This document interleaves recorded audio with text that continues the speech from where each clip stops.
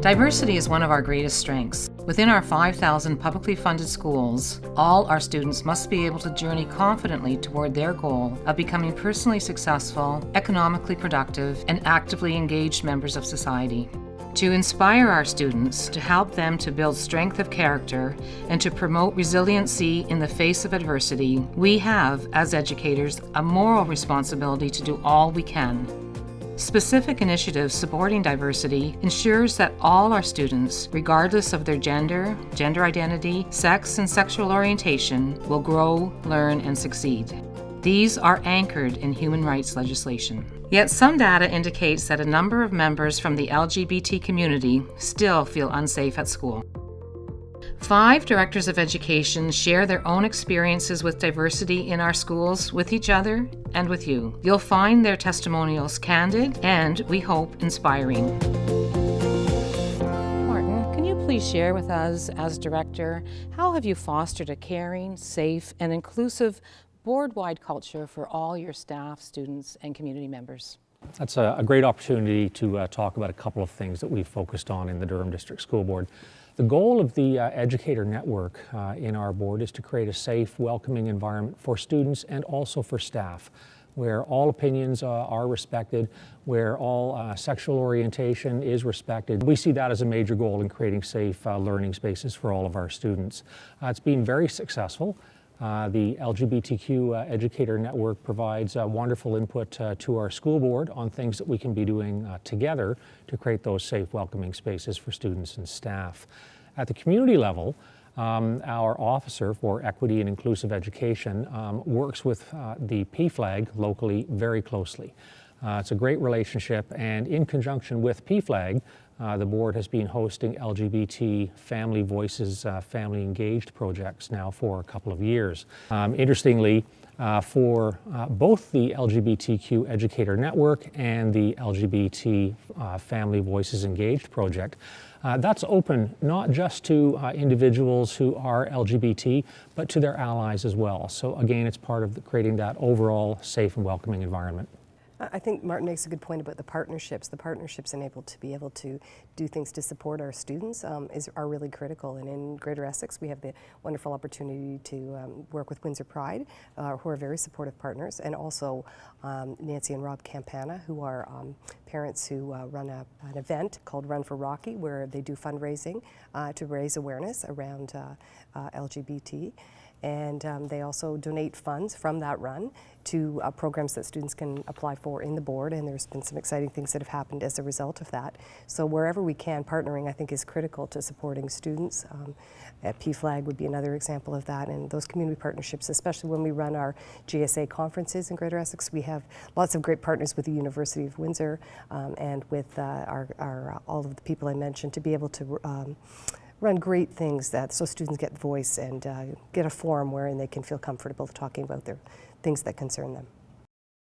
Francois, could you please share with us some of the ways that you are monitoring and assessing your progress in fostering board and school cultures in which students, staff, and community members who identify as LGBT are safe, accepted, and included? Merci beaucoup. Ça me fait plaisir ce matin de pouvoir partager justement une des pratiques réussies au niveau de notre conseil, c'est de s'assurer lors de notre sondage qui est effectué à chaque 2 ans, comme dans tous les conseils scolaires, d'avoir les bonnes questions, puis de poser, puis d'analyser surtout les résultats de ces questions-là.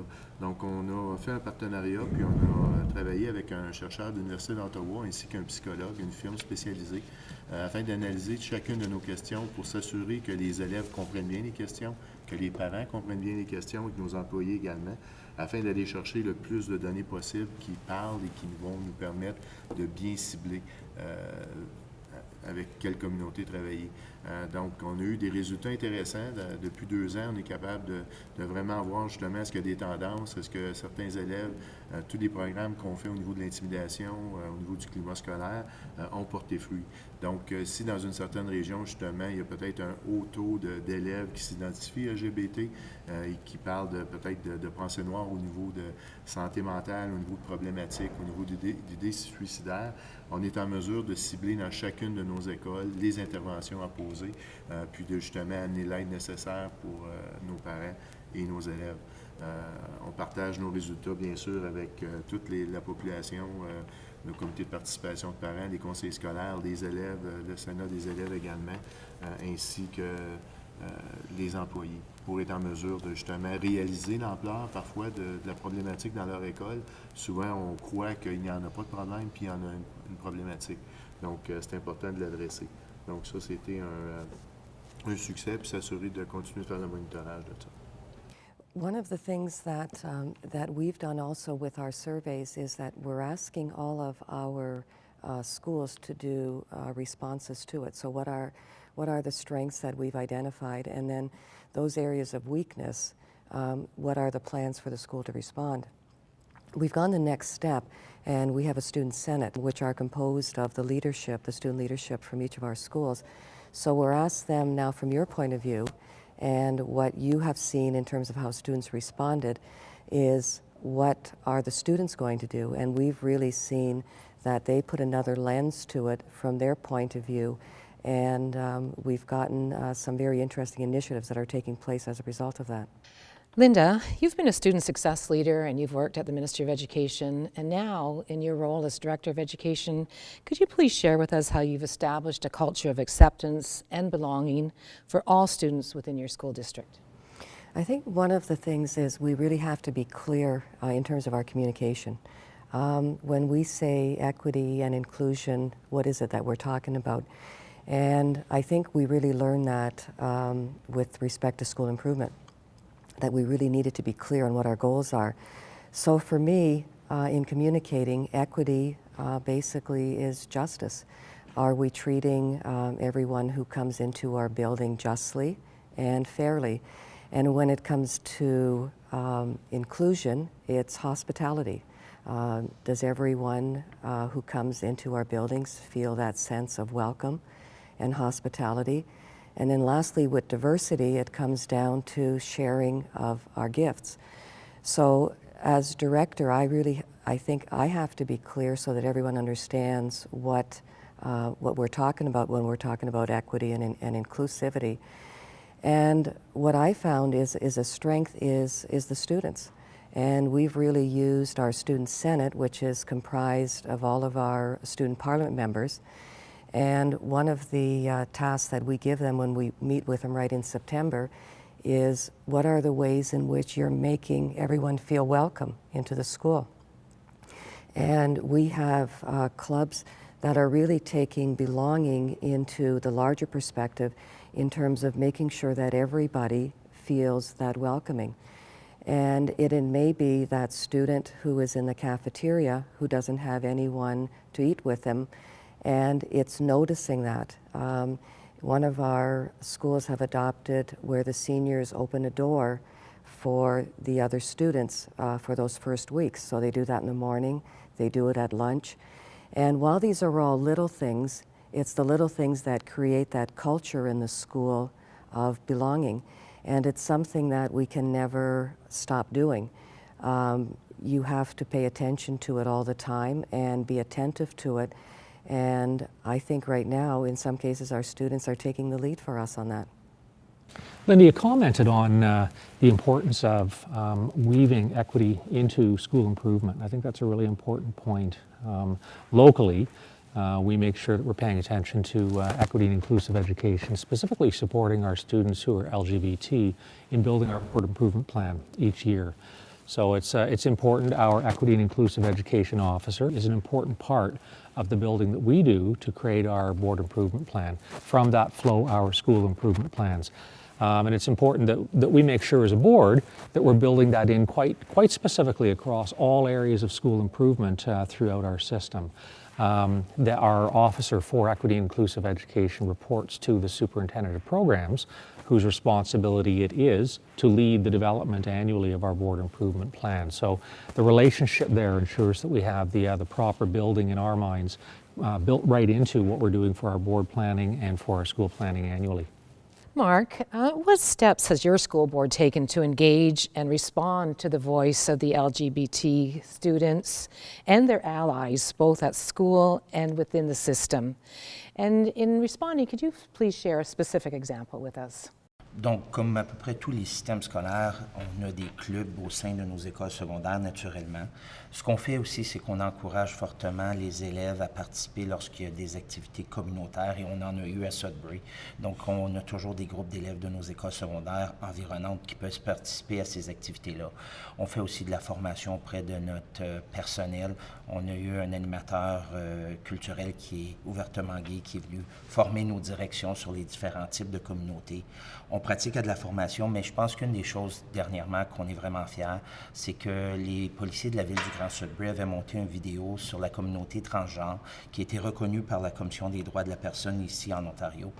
Et l'école secondaire McDonald-Cartier, un groupe d'élèves avec un groupe d'enseignants, d'enseignantes, ont traduit ce vidéo-là et maintenant on s'en sert pour de la formation au sein de nos équipes. C'est intéressant, Marc, puis je pense que c'est important de travailler avec nos communautés d'après. Puis, ce qu'on a remarqué justement pour les clubs, au niveau du conseil scolaire, nous n'avions même pas de politique qui disait comment on forme un club, c'est quoi un club, qui doit s'impliquer au niveau des clubs. Donc, on s'était assis, on a rédigé une politique pour s'assurer d'inclure tout le monde. Que ce soit des jeunes pour toutes les activités qui encadrent une école, puis la vie scolaire, puis la vie étudiante. Puis justement, les élèves qui voulaient former un club, que ce soit LGBT, que ce soit pour d'autres genres de clubs, avaient une place, puis c'était vraiment bien encadré, puis on pouvait les supporter dans tout ça. Puis ce qu'on a remarqué, ayant des plus petites populations peut-être étudiantes dans nos écoles secondaires, il n'y a peut-être pas 5, 6, 7, 10, 15, 20 élèves qui étaient prêts à former un club LGBT. Donc, ce qui s'est produit, c'est que les élèves se sont justement formés un club, mais ça peut être au niveau de la race, au niveau de la langue, au niveau de toutes les autres formes d'intimidation. Donc, c'était vraiment pas un club LGBT, c'était un club contre l'intimidation, toutes les formes d'intimidation, bien sûr celle-là. Puis les jeunes ont fait des annonces au micro, ont fait des journées de sensibilisation, des journées thèmes pour justement sensibiliser les élèves. Donc, on était capable de les supporter, puis c'était vraiment bien fait avec que ce soit un travailleur social, des enseignants qui pouvaient travailler avec eux. Erin, in your role as director, could you share some of the successes that you are most proud of in relation to supporting students, staff, and community members who identify as LGBT? In addition to developing an inclusion trans policy and offering training to support that policy, Greater Essex has also had experience in supporting staff who have transitioned. And that experience has led to the development of some professional development for others and to support both our staff and our students. The PD has been offered in our board and also has been requested in another board in Ontario. We have had a couple of experiences with students as well that I think have been handled well. We have a student who is transitioning into a workplace experience, and there was a lot of work done with the worker to make sure that that transition was smooth, worrying about washrooms, change rooms, etc. And that was all very supported by the workplace and the family, and went for a smooth transition. In addition, we have a very young child in the primary grades who is gender fluid and dealing with that. And so the family was very supportive in a conversation about use of washrooms, because the individual was going into both washrooms, and depending on how they were dressed, it was questioned a little. And so as a result, we met with the family, and the family agreed that we would use the early years washroom, which are gender neutral, and everybody seems happy with that solution. So listening to the voices of the parents, of course, is critical, and finding out what that exclusion looks like for that student, of course, is critical. And I think we've come up with some good solutions just by being open and listening to the voices. Puis je pourrais rajouter que la voix des parents est très importante, puis d'écouter et de communiquer. Nous avons eu une élève qui a fait cette transition-là aussi dans notre système, et c'est d'accompagner et d'être accompagné par le parent, d'accompagner les élèves et de former les élèves et d'informer toute la communauté et apporter les gens tranquillement et de suivre les étapes. Je pense que l'élève est important là-dedans, et lorsqu'il décide, lorsqu'il est prêt ou elle est prête à changer et à faire la prochaine étape, c'est d'écouter et de travailler ensemble. Erin, you commented on the importance of sharing, and I think that's a fantastic point. We all develop expertise in certain areas in working with our students and our staff and our community who identify as LGBT. And I think it's really important that we be willing to share those successes. Personally, I'm very proud of the work that our staff have done in Durham on working to create GSAs in all of our secondary schools, and we've begun creating GSAs in elementary schools. That's directly in response to student voice, interest and requests at some of our elementary schools, and we've received tremendous support from our local PFLAG Durham and from AGAL, who have been wonderful to work with in helping us provide resources and training for our schools. Martin, could you share with us how within your board you address issues connected to intersectionality and diversity within the LGBT communities? In the 2012-2013 school year, we partnered with the Ministry of Education and with a neighboring school board on a project that was entitled Beyond Intersections, Equity, Diversity, and Social Justice K-12. The goal of the project was to create a toolkit which was provided as a support to all of our schools that supports the schools in creating safe and welcoming spaces for their students, but also supports the teaching and learning agenda and student achievement, which is really, really important for school boards. It's been a well-received document by schools right across our region. Specifically, in this last year, our LGBT Educator Network partnered with the Durham Black Educators Network to hold a special one-day session, and our keynote was Trey Anthony, who's a Black lesbian actress and playwright who penned "Da Kink in My Hair," and she spoke to a collection of students from across our board on intersecting realities and intersecting identities of students, so really seeking to address all areas of marginalization for students. Beginning with Mark, we're going to go around the table, and if you could just highlight a lesson learned through your experience in supporting your LGBT community. Je pense de notre côté, c'est de l'importance de l'inclusion tout en respectant la différence de chacun et d'apporter nos élèves, nos communautés à vivre ceci dans un environnement qui est toujours en changement. A couple of the key factors that we've learned in our agenda is that students matter and their voice matters, and we have to really listen to their experiences to be able to understand, not make assumptions about what we think that experience is. I think it's also very hopeful that we have students who really care and who really are ahead of us in many ways, and I think we have to listen and learn from them. I think the important part out of this is that the community is interested, that we're trying, and that we're being transparent about it. It's okay to be involved with the community. They want to know that we're about more than just talk. Talk is cheap. They want to see that we've got actions, and we're willing to attend Pride events, we're willing to attend LGBT events, and we're willing to engage. For me, it's all about relationships, being present to and listening to the needs of our students. And in the teaching and learning of math, we've adopted a growth mindset. And I think when it comes to equity and inclusion, it's adopting that strength-based mindset that we're seeing and recognizing the strengths in each of our students. Un petit peu comme Marc mentionne, je pense que c'est toute l'inclusivité qui est important. Étant dans un conseil catholique, souvent la perception, c'est qu'un conseil catholique, on n'accepte pas, mais c'est tout le contraire. Tous les élèves sont acceptés, sont à l'image de Dieu, puis on continue de travailler avec nos communautés, la pastorale et nos enseignants pour justement inclure tout le monde. Tout le monde est égal, tout le monde est différent, mais tout le monde est accepté.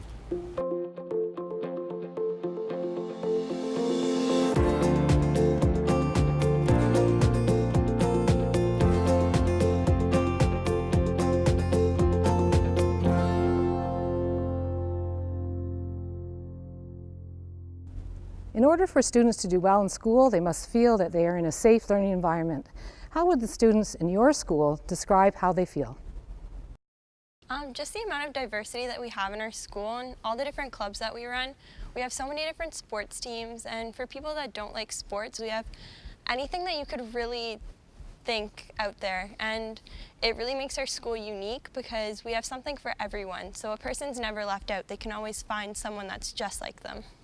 Yeah, I kind of feel the same way about my school because it's not primarily focused on sports teams and things like that. It has a lot of other clubs for people that don't necessarily like sports, like sci-fi club and anime club. And also my school has a lot of focus on the arts because it has a performing arts program. So we've got every type of arts club and sports and like other things too.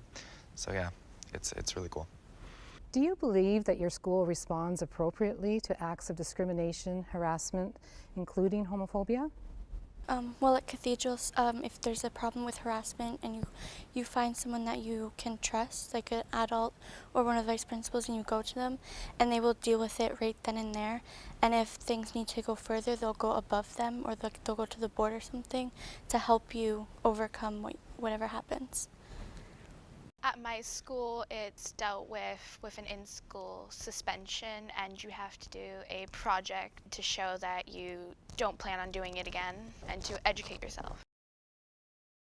Bullying and harassment are hurtful and therefore unacceptable behaviors.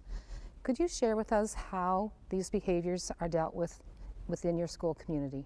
We have the NYAWA program. It's where students can go and they can talk to Melissa Button, which is the Aboriginal Youth Advisor, and they can talk about their feelings and problems going on with their life. At my school, we have a similar sort of club, our Social Justice League, which deals with a multitude of different issues surrounding social justice for everyone. And any kid from grade 6 all the way to grade 8 is allowed to go in and join, though we have everyone involved in the club in some way.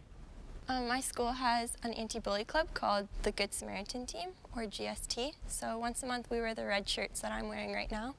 And it helps you reflect on what kind of person you've been in the past month and what you can do for the months to follow to become a better person. It's really a really big anti-bullying initiative, so we don't just tackle one issue, we tackle all the issues of like the spectrum. So it's really good because we have different assemblies and different activities, and it all just goes around that. We're just trying to put down bullying in general. Moi, je crois qu'académiquement, c'est plus ou moins. Puis la raison pourquoi je pense que c'est plus ou moins, c'est que les enseignants, ils sont super connaissants, ils nous apprennent des choses qui nous fait penser, puis ils nous équipent pour le futur. Mais quand ça vient au curriculum, la façon qu'ils nous appuient, c'est vraiment, je trouve pas que c'est vraiment efficace. Alors, en disant ça, je veux dire que les cours d'histoire, c'est pas obligatoire de nous apprendre des choses, ou l'histoire de LGBTQ, c'est facultatif. Alors si les enseignants veulent nous l'apprendre, c'est à leur choix. Mais au niveau de l'infrastructure, ça aussi, je crois qu'on pourrait être aidé, mais le gouvernement vient juste de nous donner un don, alors on va travailler demain. Yeah, I completely agree with what you're saying. Oftentimes in school, I'll feel very left out, having my culture, both as an Aboriginal person and as a queer person, just completely avoided in all history classes and all language classes. It's my culture that is all left out. Yeah, I totally agree with both of you. I think in order for students to really have like a full, enriched learning style in school, we should know about everything that's happened, especially in history classes, like being an Indigenous person myself as well, and also being queer. I feel really left out in history class, and also especially sex education class, because although it's kind of a taboo topic, it also is, it's a very important topic to learn about in school. And when I was in grade 8, we didn't learn anything about, if you weren't straight, the class literally didn't apply to you. So, I don't know, I think it's very important to include history like Stonewall and residential schools in the curriculum, and it should be mandatory because it creates better citizens for the future and stuff. So, I don't know, there should be changes that are made. Umi, you've just joined the school community. Could you share with us how you feel about being a part of the school? I feel great. I feel awesome. I feel amazed. I have friends. Oh my gosh. I get to go 4 classes each year. I really like being here with my friends. I think it's so awesome that you're accepted into your school. I feel like that's exactly what school should be. There shouldn't be any barriers letting anyone learn. Whether it's your gender, whether it's your sexuality, whether you have a disability, it's really what you make of school, and I'm so glad that you're having like fun at school. That's exactly what school should be. Yeah. Well, a couple of days ago this year, I wanted to move out, but my other friends that I have lunch this period, they don't want me to move. So I made a big decision with them that I will stay here with you guys so they don't be worried or get lonely without me. Can you share a time when you've been an ally or you've known of a student who's been an ally towards a member who identifies as belonging to the LGBTQ community? Pour commencer, notre école, c'est une école qui est plutôt petite, c'est une petite école. Alors, il y a environ 135 élèves. Puis, s'il y a un incident où il y a quelqu'un qui est en train de ne pas respecter quelqu'un ou les droits de quelqu'un d'autre, j'utilise cette grandeur d'école à mon avantage, puis je vais parler à la personne. Je vais essayer de les partager d'autres expériences peut-être. Je vais essayer de les dire l'effet qu'ils peuvent avoir, l'impact qu'ils peuvent avoir à long terme sur la vie de quelqu'un d'autre qui est en train d'intimider. Puis de là, j'essaie de trouver des solutions. Alors, je peux aller parler à ma direction, je peux aller parler aux membres du personnel, puis j'essaie d'utiliser leurs ressources pour appuyer les élèves, ceux qui se font intimider, puis aussi ceux qui intimident les autres. I have the difference of my school being very large and there not being enough staff members to talk to because of how large our school is. So I go out of my way to give people my phone number and have that accessible for people to have a person to talk to. Can you share a story of how you personally helped someone during a difficult time? Well, at Cathedral, we try to respect everybody, but personally, whenever someone's feeling left out of a club, I will go out of my way to make them feel welcome and try and incorporate them in all kinds of clubs. And if they don't feel comfortable in that club, I will try and find a way to make them, find a club for them. And I usually bring people to the Nyawa program because I feel that that's where most people do connect very well, because we have people from all different backgrounds and religions and different beliefs, so we all kind of just connect. Alors moi, je trouve que c'est vraiment incroyable que tu es engagé dans ton milieu scolaire, que tu es engagé à à apporter un climat scolaire plus positif. Moi aussi, nous, à notre école, si je me rappelle d'un moment où j'ai aidé un élève, c'est un élève qui a intimidé quelqu'un d'autre, je l'ai apporté dans notre club pour une semaine. Puis de là, il a essayé d'apprendre le plus qu'il pouvait, puis il a appris de ses actions. Puis de là, il nous a aussi donné des suggestions quand il est parti. Il nous a dit, c'est ça que j'ai appris, mais c'est ça que vous pouvez faire de mieux la prochaine fois. Alors on a pris cette situation où quelqu'un a intimidé quelqu'un, puis on a vraiment tourné cette situation en une situation plus positive pour tout le monde.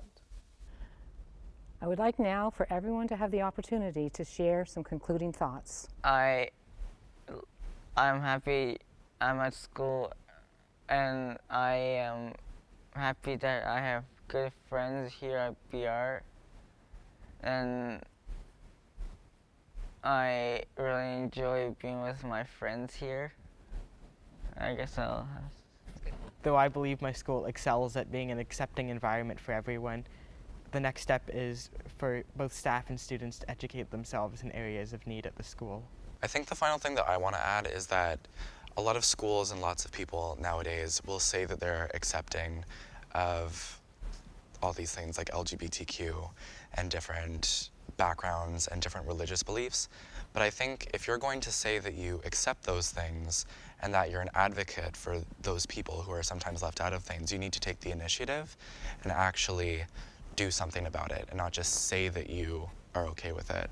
For example, I think every, if not elementary but secondary school should definitely have at least one gender-neutral bathroom, because so many people identify as transgender or genderqueer.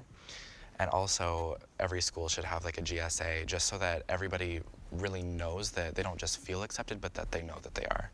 Alors, je crois que la dernière chose que je voudrais ajouter, c'est que je suis super fière qu'on est tous ici aujourd'hui, qu'on est ici pour partager nos expériences. Comme ça, le ministère va prendre ces situations-là, puis nos expériences, puis tout ce qu'on a appris pour eux aussi appliquer ça aux nouveaux documents produits, les curriculums, etc.